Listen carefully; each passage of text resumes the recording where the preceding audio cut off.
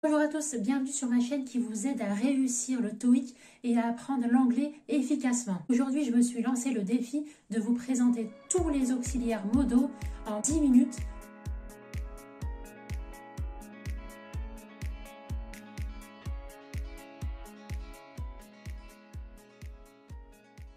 Les auxiliaires modaux sont des mots qui expriment une fonction, ils sont au service du verbe conjugué dans la phrase. Un auxiliaire modal en anglais peut avoir différentes significations. Je vais vous présenter de la manière la plus simple tous les auxiliaires modaux en anglais pour vous aider au mieux dans l'apprentissage de l'anglais. Et surtout, si vous apprenez l'anglais dans le cadre de votre préparation au TOEIC, cette vidéo va vraiment vous être utile dans le cas de la partie 5 du TOEIC, la partie phrase à compléter. Il n'y a aucun ordre particulier, je vais vous les présenter par ordre alphabétique. On commence tout de suite par l'auxiliaire can qui signifie pouvoir. L'auxiliaire can permet d'exprimer 5 situations différentes. Alors tout d'abord, il peut exprimer une capacité ou une incapacité, c'est-à-dire savoir faire quelque chose. I can swim but I can't fly. Je peux nager mais je ne peux pas voler. Donc là concrètement dans cet exemple, on est dans la capacité de nager dans l'eau, mais on ne peut pas voler dans les airs. Donc deuxième cas de figure dans l'utilisation de can, on peut l'utiliser pour exprimer une possibilité ou une impossibilité. Donc par exemple, you can come with us, tu peux venir avec nous. Ici, can exprime une possibilité. Troisième cas de figure où on peut utiliser l'auxiliaire can, c'est quand on veut demander une permission. Par exemple, can I use your phone? Est-ce que je peux utiliser ton téléphone? Donc là, on demande l'autorisation à la personne d'utiliser son téléphone. Alors, quatrième cas de figure où on peut utiliser can, c'est quand on veut exprimer une hypothèse ou une probabilité. Alors attention, dans cette option-là, veillez à utiliser uniquement la forme affirmative. Donc, exemple concret, he can be a teacher. Il peut être un professeur. Alors, cinquième cas de figure où on utilise l'auxiliaire can, c'est quand on veut exprimer la quasi-certitude d'une situation. Alors ici, contrairement à la situation précédente, on utilise can ici uniquement à la forme négative. Donc par exemple, it can't be snowing, it's summer. Ça ne peut pas être de la neige, c'est l'été. Donc la situation improbable à quasi-certitude, c'est qu'il ne s'agit pas de neige parce que c'est l'été. Donc on a terminé avec l'auxiliaire can. Maintenant, on va attaquer l'auxiliaire could. Donc toujours par ordre alphabétique, l'auxiliaire could ici exprime can, mais au passé. L'auxiliaire could permet d'exprimer 4 situations différentes. Donc tout d'abord, ça exprime une capacité ou une incapacité dans le passé. Exemple, I could ride a bike when I was 6. Je pouvais faire du vélo quand j'avais 6 ans. Deuxième cas de figure, could exprime une possibilité ou une impossibilité dans le passé. We could not see the stars because of the clouds. Nous ne pouvions pas voir les étoiles dans le ciel à cause des nuages. Troisième utilisation de could, c'est pour formuler une demande polie. Exemple, could you give me some water, please? Est-ce que vous pouvez me donner de l'eau, s'il vous plaît? Quatrième utilisation de could, c'est pour exprimer une capacité hypothétique dans le passé ou dans le présent. Par exemple, could you help me? Pourriez-vous m'aider? Donc en français, ça se traduit par du conditionnel. Troisième auxiliaire modal, c'est may. C'est un troisième auxiliaire qui exprime la permission, mais d'une façon très polie. Donc c'est la version de can, mais très polie. Donc pour rebondir sur l'exemple que je donnais avec can, ici on peut utiliser aussi may I use your phone? Est-ce que je peux utiliser ton téléphone? Donc contrairement à can, ici on le demande de façon vraiment très polie. Le deuxième cas de figure où on peut rencontrer l'auxiliaire modal may, c'est pour exprimer une hypothèse ou un degré de certitude très moyen. Exemple, he may be late because of the traffic jam. Il se peut qu'il soit en retard à cause des embouteillages.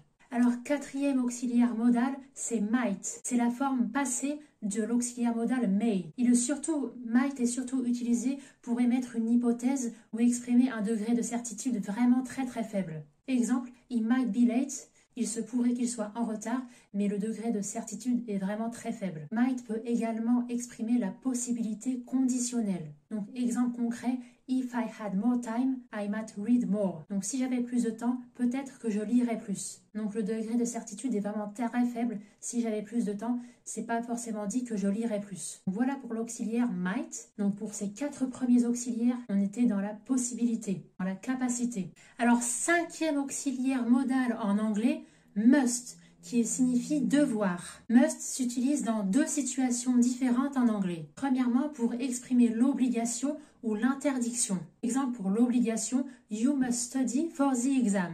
Tu dois étudier pour l'examen. Exemple pour signifier l'interdiction, you must not smoke in the hospital. Vous ne devez pas fumer à l'hôpital. Deuxième situation où on exprime l'auxiliaire must, c'est quand on exprime une quasi-certitude. Alors attention, ici on l'utilise uniquement à la forme affirmative, jamais à la forme négative. Exemple, he has excellent grade, he must study hard. Il a d'excellentes notes, il doit travailler dur pour avoir été en mesure d'obtenir ces résultats excellents. Alors, sixième auxiliaire modal en anglais, c'est shall. Cet auxiliaire s'exprime surtout en anglais britannique et ne s'utilise qu'à la première personne du singulier et du pluriel, pas les autres pronoms personnels. L'auxiliaire shall se retrouve dans 3 situations différentes pour exprimer le futur. Exemple, I shall call you tomorrow. Je vous appellerai demain. Exemple avec la première personne du pluriel. We shall see what happens. Nous verrons ce qu'il se passe. Deuxième cas de figure où on retrouve shall, c'est dans le cadre d'une question pour demander l'avis à son interlocuteur. Exemple, where shall we go for lunch? Où irons-nous déjeuner? Exemple, shall I open the window? Est-ce que je peux ouvrir la fenêtre? On attend l'opinion de son interlocuteur. Troisième cas de figure où on utilise l'auxiliaire shall, c'est pour exprimer l'impératif en anglais, pour appuyer une suggestion. Exemple, let's go to the cinema, shall we? Allons au cinéma, voulez-vous?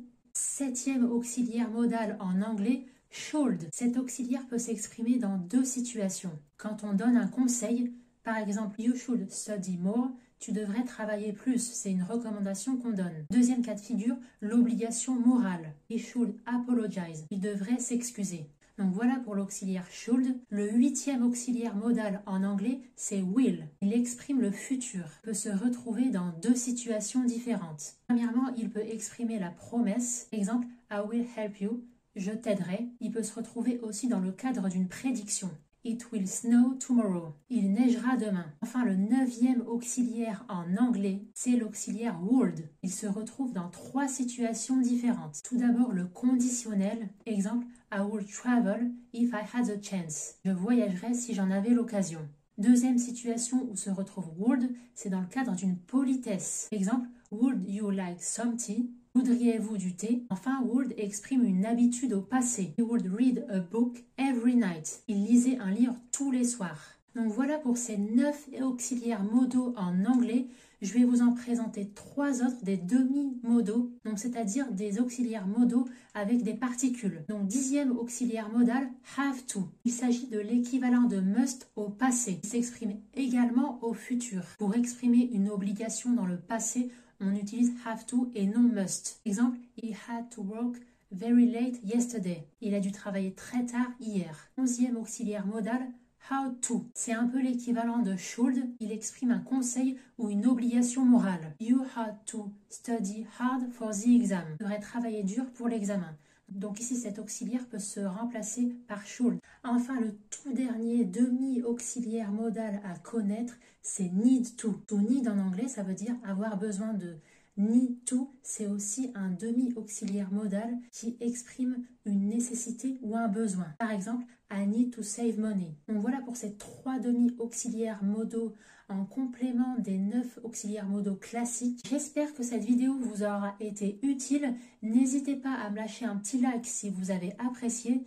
N'hésitez pas à me dire en commentaire vos difficultés en anglais ou dans le cadre de votre préparation TOEIC. Justement, si vous regardez cette vidéo et que vous êtes candidat au TOEIC, n'hésitez pas à récupérer tous mes PDF pour vous aider à démarrer sereinement vos révisions. Tout ça, ça se passe en description de cette vidéo. Et commentez en me disant ce que vous aimeriez que j'aborde comme sujet dans une prochaine vidéo. Je vous dis très bon courage dans l'apprentissage de l'anglais et dans vos révisions TOEIC.